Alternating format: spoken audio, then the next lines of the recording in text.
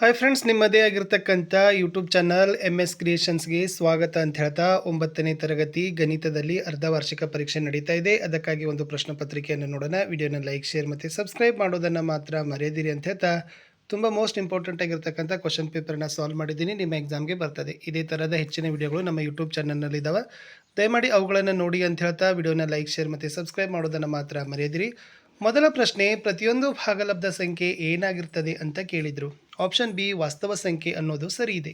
ಎರಡನೇ ಪ್ರಶ್ನೆ, ಮಹತ್ತಮ ಘಾತ ಡಿಗ್ರಿ 1 ಆಗಿರುವ ಬಹುಪದೋಕ್ತಿ ಯಾವುದು? ಸೊ ಮಹತ್ತಮ ಘಾತ ಡಿಗ್ರಿ 1 ಯಾವುದಾಗಿರ್ತದೆ? ರೇಖಾತ್ಮಕ ಬಹುಪದೋಕ್ತಿ. ವರ್ಗ ಬಹುಪದೋಕ್ತಿ 2 ಆಗಿರ್ತದೆ. ಬಹುಪದೋಕ್ತಿದು 3 ಆಗಿರ್ತದೆ, ಅದು ಗೊತ್ತಿರಲಿ. ಇನ್ನು ಮೂಲ ಬಿಂದುವಿನ ನಿರ್ದೇಶಾಂಕಗಳನ್ನು ಬರೀರಿ ಅಂತ ಕೇಳಿದರು. ಸೊ ಅದರಲ್ಲಿ ಆಪ್ಷನ್ ಸಿ 0 0 ಇದೆಯಲ್ಲ, ಅದು ಮೂಲ ಬಿಂದುವಿನ ನಿರ್ದೇಶಾಂಕಗಳಲ್ಲಿ ಬರ್ತದೆ. ನಾಲ್ಕನೇ ಪ್ರಶ್ನೆ, x - 2y = 4 ಸಮೀಕರಣದ ಪರಿಹಾರಗಳನ್ನು ಬರೀರಿ ಅಂತ ಕೇಳಿದರು. ಸೊ x - 2y = 4 ಈ ಸಮೀಕರಣದ ಪರಿಹಾರಗಳೇನಪ್ಪ ಅಂದರೆ 4 0 ಅನ್ನೋದು ಸರಿ ಇದೆ. ಮುಂದಿನ ಪ್ರಶ್ನೆ, ಯುಕ್ಲಿಡನ ಪ್ರಸಿದ್ಧ ಗ್ರಂಥ ದಿ ಎಲಿಮೆಂಟ್ಸ್ನಲ್ಲಿರುವ ಅಧ್ಯಾಯಗಳ ಸಂಖ್ಯೆ ಎಷ್ಟು ಅಂತ ಕೇಳಿದರು. ಸೊ ದಿ ಎಲಿಮೆಂಟ್ಸ್ ಅಂತಕ್ಕಂಥ ಪುಸ್ತಕ ಬರೆದವನು ಯುಕ್ಲಿಡ. ಇದರಲ್ಲಿರುವ ಅಧ್ಯಾಯ ಅಂದರೆ ಪಾಠಗಳ ಸಂಖ್ಯೆ 13. ಇನ್ನು ಒಂದು ಕೋನವು ಇನ್ನೊಂದು ಕೋನದ ಅರ್ಧವಾಗಿರುವ ಪೂರಕ ಕೋನಗಳ ಜೋಡಿ ಏನಾಗಿರ್ತದೆ ಅಂತ ಕೇಳಿದರು. ಅಲ್ಲಿ ಕೇಳಿದರೆ ಒಂದು ಕೋನದ ಅರ್ಧವಾಗಿರತಕ್ಕಂಥ ಕೋನ ಅಂದರೆ 50ರಲ್ಲಿ ಅಂದರೆ 25 ಬರಬೇಕಾಗಿತ್ತು. ನೆಕ್ಸ್ಟ್ 60 ಡಿಗ್ರಿ ಅಂದರೆ 30 ಡಿಗ್ರಿ ಬಂದದ. ಸೊ ಪೂರಕ ಕೋನಗಳು ಎಷ್ಟಾಗಿರ್ತದೆ? ಎರಡೂ ಸೇರಿದರೆ 90 ಡಿಗ್ರಿ ಆಗಬೇಕಲ್ಲ. ಸೊ 60-30 ಅನ್ನೋದು ಸರಿಯಾದ ಉತ್ತರ ಬರಬೇಕು. ಒಂದು ಪೂರ್ಣ ಕೋನದಲ್ಲಿರುವ ಲಂಬಕೋನಗಳ ಸಂಖ್ಯೆ ಎಷ್ಟು ಅಂತ ಕೇಳಿದ್ದಾರೆ. ಸೊ ಒಂದು ಪೂರ್ಣ ಕೋನದಲ್ಲಿ ಎಷ್ಟು ಲಂಬಕೋನಗಳಿರ್ತವೆ? 4 ಇರ್ತದೆ. ಇನ್ನು 9x² + 4x - 6 ಈ ಬಹುಪದೋಕ್ತಿಯಲ್ಲಿ x² ಸಹಗುಣಕ ಯಾವುದು ಅಂತ ಕೇಳಿದರು. ಎಕ್ಸ್ನ ಹಿಂದೆ ಇರ್ತಕ್ಕಂಥ ಸಂಖ್ಯೆನೇ ಸಹಗುಣ ಇರ್ತದೆ. 9 ಅನ್ನೋದು ಸರಿಯಾದ ಉತ್ತರ ಬರಬೇಕು. ಇನ್ನು ಅಭಾಗಲಬ್ಧ ಸಂಖ್ಯೆಗೆ ಒಂದು ಉದಾಹರಣೆ ಕೊಡಿ ಅಂತ ಕೇಳಿದರೆ √3π ಅಂತಕ್ಕಂಥದ್ದು ಒಂದು ಅಭಾಗಲಬ್ಧ ಸಂಖ್ಯೆ ಬರ್ತದೆ. ಇನ್ನು ದ್ವಿಪದೋಕ್ತಿಗಳು ಎಂದರೇನು? ಒಂದು ಉದಾಹರಣೆ ಕೊಡಿ ಅಂತ ಕೇಳಿದರು. 2 ಪದಗಳನ್ನು ಹೊಂದಿರುವ ಬೀಜೋಕ್ತಿಯನ್ನು ದ್ವಿಪದ ಅಂತ ಕರಿತೀವಿ. ಫಾರ್ ಎಕ್ಸಾಂಪಲ್ x² - 9x ಅನ್ನೋದು ಉತ್ತರ. ಇನ್ನು x ಅಕ್ಷ ಮತ್ತು y ಅಕ್ಷ ಎರಡರ ಮೇಲೂ ಇರುವ ಬಿಂದುವಿನ ನಿರ್ದೇಶಾಂಕಗಳು ಯಾವಾಗಿರ್ತವೆ? x ಅಕ್ಷ ಮತ್ತು y ಅಕ್ಷ ಎರಡರ ಮೇಲಿರ್ತಕ್ಕಂಥ ಬಿಂದುಗಳೇ 0 0 ಆಗಿರ್ತದೆ. ಇನ್ನು x + 1 / y = 8 ಈ ಸಮೀಕರಣ ಎರಡು ಚರಾಕ್ಷರವುಳ್ಳ ರೇಖಾತ್ಮಕ ಸಮೀಕರಣವಾಗಿದೆ ಅಂತ ಕೇಳಿದರೆ x + 1 / y = 8 ಇದೇನಪ್ಪ ಅಂದರೆ ಚರಾಕ್ಷರ ರೇಖಾತ್ಮಕವಾಗಿರ್ತಕ್ಕಂಥ ಸಮೀಕರಣ ಅಲ್ಲ. ಇನ್ನು ರೇಖಾಕಿರಣದ ಅರ್ಥ ಕೇಳಿದರು. ನೆನಪಿಟ್ಕೊಡ್ರಿ, ಒಂದು ಬಿಂದುವಿನಿಂದ ಪ್ರಾರಂಭವಾಗಿ ಅನಂತದವರೆಗೆ ಒಂದು ದಿಕ್ಕಿನಲ್ಲಿ ವಿಸ್ತರಿಸುವ ರೇಖೆಯನ್ನೇ ನಾವು ಒಂದು ರೇಖೆಯ ಒಂದು ಭಾಗವೇ ರೇಖಾಕಿರಣ ಆಗಿರ್ತದೆ. ಇನ್ನು ವಿಶಾಲ ಕೋನದ ಅರ್ಥ 90 ಡಿಗ್ರಿಯಿಂದ 180 ಡಿಗ್ರಿಯವರ ನಡುವಿನ ಕೋನವೇ ವಿಶಾಲ ಕೋನ. ಇನ್ನು ಚಿತ್ರದಲ್ಲಿ ಕೋನ ABC = 142 ಡಿಗ್ರಿ. ಆದರೆ ಸರಳಾಧಿಕ ಕೋನ ABC ಅಳತೆಯನ್ನು ಕಂಡುಹಿಡಬೇಕು. ಸೊ ನೋಡಿ, ABC 142 ಡಿಗ್ರಿ ಇದೆ, ಸರಳಾಧಿಕ ಕೋನ 360 ಡಿಗ್ರಿ ಇರ್ತದೆ. ಸೊ 360 ಡಿಗ್ರಿ ಒಳಗೆ 142 ಕಳೆದ್ರೆ 218 ಅಂತಲೇ ಬರಬೇಕು. ಇನ್ನು m+n ಮತ್ತು m-n ಇವುಗಳ ಗುಣಲಬ್ಧವನ್ನು ಬರೀಬೇಕಂತ ಕೇಳಿದರು. ವೆರಿ ಈಸಿ, ಅದನ್ನು ಗುಣಿಸೋದು m² - n² ಅನ್ನೋದೇ ಉತ್ತರ ಅಲ್ಲಿ ಬರಬೇಕು. ಇನ್ನು 1 ಅಂಕದ ಪ್ರಶ್ನೆ, 2 ಮಾರ್ಕ್ಸ್ ಕ್ವಶನ್. 1 ಮತ್ತು 2ರ ನಡುವಿನ 4 ಭಾಗಲಬ್ಧ ಸಂಖ್ಯೆಗಳನ್ನು ಕಂಡುಹಿಡಿಯಿರಿ ಅಂತ ಕೇಳಿದರು. ಇದು ಭಾಳ ಈಸಿ ಅದ. ಸೊ 1 ಏನು ಮಾಡಬೇಕು? 5/5ರಿಂದ ಗುಣಿಸಬೇಕು. ಆಮೇಲೆ 2 ಕೂಡ 2 × 5/5 ಮಾಡಬೇಕು. ಆವಾಗ 1 × 5/5 ಅಂದಾಗ 5/5 ಬರ್ತದೆ. ಅದೇ ಥರ 2 × 5/5 ಅಂದಾಗ 10/5 ಬರ್ತದೆ. ಅಂದರೆ 5/5ರಿಂದ 10/5ರ ನಡುವಿನ ಸಂಖ್ಯೆಗಳು 6/5, 7/5, 8/5, 9/5. ಇದೇ ಅದರ ಉತ್ತರವನ್ನು ಬರೀಬೇಕಿತ್ತು. ಇನ್ನು x + 2 ಇದು x² + 3x² + 5x + 6ರ ಅಪವರ್ತನವಾಗಿದೆ, ಪರೀಕ್ಷೆ ಮಾಡಿ ಅಂತ ಕೇಳ್ತಾರೆ. ಈಗ ಏನು ಮಾಡ್ರಪ್ಪ ಅಂದರೆ x + 2 = 0 ಆದಾಗ x = -2 ಆಗಿರ್ತದೆ. ಅಂದರೆ p of x = x³ + 3x² + 5x + 6 ಆಗಿರ್ತದೆ. ಆವಾಗ p ಅನ್ನೋದು -2 ಆಗಿರ್ತದೆ. ಆವಾಗ -2 whole cube + 3 -2 whole square + 5 -2 + 6 ಆಗ್ತದೆ. ಅವಾಗ ಟೋಟಲಿ 0 ಆಗ್ತದೆ. ಅವಾಗ ಏನು ಬರಿಬೋದು? x + 2 ಇದು x³ + 3x² + 5x + 6ರ ಒಂದು ಅಪವರ್ತನವೇ ಆಗಿದೆ.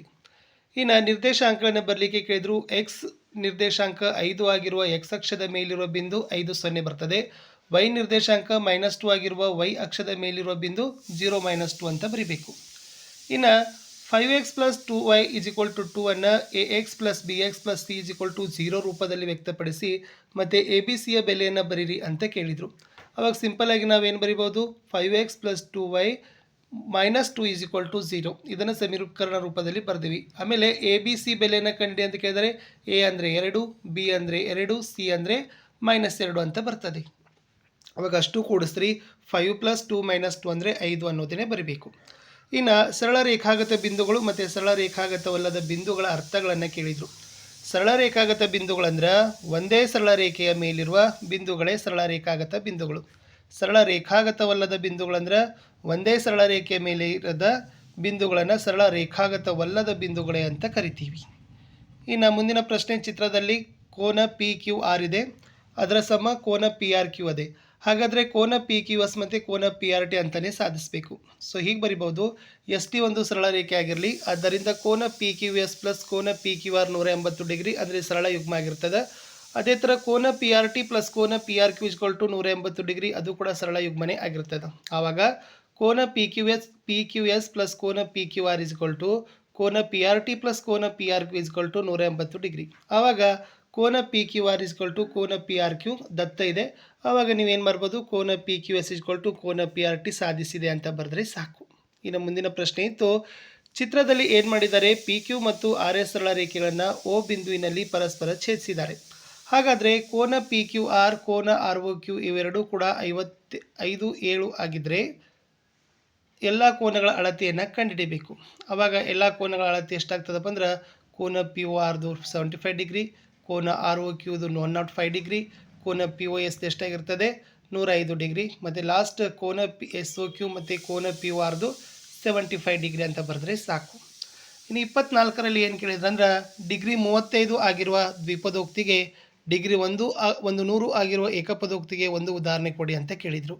ಡಿಗ್ರಿ 35 ಡಿಗ್ರಿ ಆಗಿರ್ತಕ್ಕಂಥದ್ದಂದರೆ r x cube 35 minus 50x, degree 100 ಅಂದರೆ 25x ಕ್ಯೂಬ್ 100 ಅಂತ ಬರೀಬಹುದು. ಓಕೆನಾ.